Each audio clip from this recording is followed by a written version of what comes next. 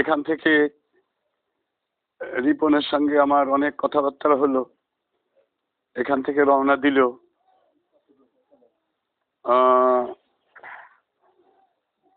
মেয়ের মামা। যেদিন এখানে ইফতার অনুষ্ঠান হয় ওই দিন আসলে আমি জিজ্ঞেস করলাম কখন আসলে, কি বৃত্তান্ত, কিভাবে কি করবা? তো বলতেছে এখানে সবাই থাকবে, ভাগ্নিটাকে শুধু নিয়ে যাব। তো যাই হোক, মেয়েটা 18 পাড়ার হাফেজা হয়েছিল। রিপন আমার সঙ্গে বলতো যে আমার মেয়েটার এই এই ঝামেলা হচ্ছে, ওদের একটু দোয়া করবেন। কেন যেন একটু দুর্বল হয়ে গেছি শোনার সঙ্গে সঙ্গেই। কালকে মাগরিবের মানে আসরের পরের থেকেই আমি যেন স্বাভাবিকভাবেই কোনো কিছুই করতে পারি নাই। আমার ইবাদত বন্দিগি বলি যাই বলি, আমি স্বাভাবিকভাবে করতে পারি নাই। তো যাই হোক, সান্ত্বনা আমাদের একটাই যে 18 পাড়ার হাফেজা আর পানিতে ডুবে ইন্তেকাল করেছে, শাহাদাতের দরজা লাভ করেছে। আল্লাহ তাআলা নিঃসন্দেহে আমরা আশা করি তাকে জান্নাতি বান্দীদের দলভুক্ত করবেন। আর আমি শোনার সঙ্গে সাথে শুধু এতটুকুই ভাবছি, রিপন কি করতেছে, ও কেমন আছে। যাই হোক, আলহামদুলিল্লাহ ফজরের সঙ্গে কথা হলো, আল্লাহ তাআলা ওকে সবর দান করেছেন। ও ভেঙে পড়ে নাই, হাউমাউ করে চিৎকার করে কান্নাকাটি করে নাই। আল্লাহ তাআলা ওর এবং ওর পরিবারের আরো যারা আছে সকলকেই আরো অধিক পরিমাণ সবর ইখতিয়ার করবার তৌফিক দান করুন। আর যে বিপদ আল্লাহ দিয়েছে এর জন্য উত্তম যাজা আল্লাহ তাআলা ওকে এবং ওর পরিবারের সকলকে দান করুন। যাই হোক, জানাজার মাঠ আসলে ওয়াজ করার মাঠ না, তারপরেও একটু স্মরণ করাই দেই যে দেখেন এরকম মৃত্যু আপনার আমার সকলের জীবনেই আসবে। তো আমরা যেন সকলেই শাহাদাতের মর্যাদা লাভ করতে পারি, আমরা সকলেই যেন ঈমান আমল নিয়ে যেতে পারি, এজন্য আমাদের সকলকে প্রস্তুত হওয়া উচিত। আল্লাহ তাআলা নিজে বলেছেন সকল নফস মৃত্যুবরণ করবে আর মানুষ কবরে যাবে। আবার আল্লাহ বলছেন সুম্মা ইলাইনা তুরজাউন, আবার আল্লাহর কাছে সমবেত হতে হবে। এখন কেন হতে হবে, কেন হতে হবে? এর জন্য আমাদের প্রিপারেশন, আমাদের প্রস্তুতি নেওয়ার দরকার। নিশ্চয়ই আল্লাহ তাআলা আমাদেরকে যেহেতু সমবেত করবেন, সেহেতু এ দুনিয়ায় আমরা যা কিছু করি প্রত্যেকটা কাজের হিসাব আল্লাহর দরবারে আমাদেরকে দিতে হবে, প্রত্যেকটা কাজের হিসাব। ফামান ইয়ামাল মিসকালা যাররাতিন খায়রান ইয়ারা ওয়া মান ইয়ামাল মিসকালা যাররাতিন শাররান ইয়ারা। মানে যারা পরিমাণ ভালো কাজ করলে তারও বদলা আমরা পাবো, আর যারা পরিমাণ পাপের কাজ করলে তারও বদলা আমরা পেয়ে যাব।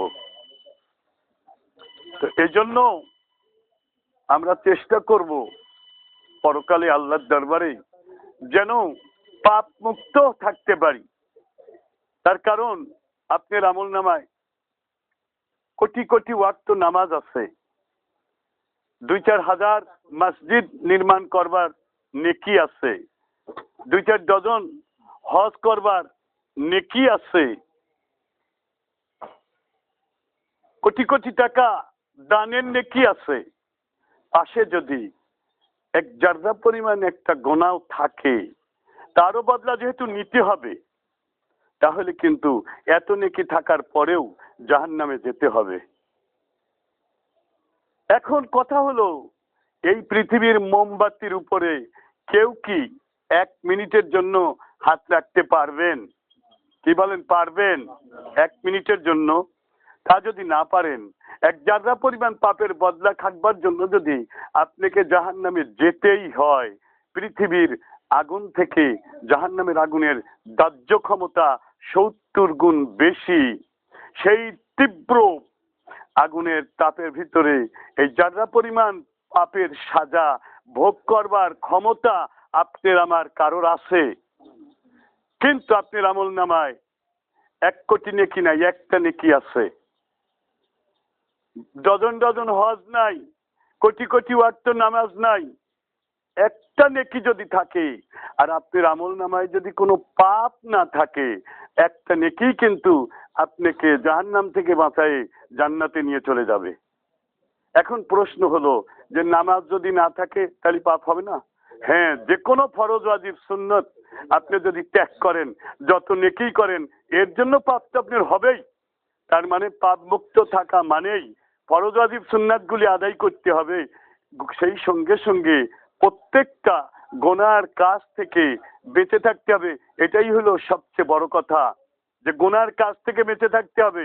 আপনার শরীরে যদি ক্যান্সার হয়, আর এই ক্যান্সার রোগ বৃদ্ধি পায় যদি টক খেলে, আপনি টকও খাবেন, ওষুধও খাবেন, ক্যান্সার কোনোদিন সারবে না। লোক যদি না হাঁটে, কাটার আরো 2টা হয়ে যাক, 5টা হোক।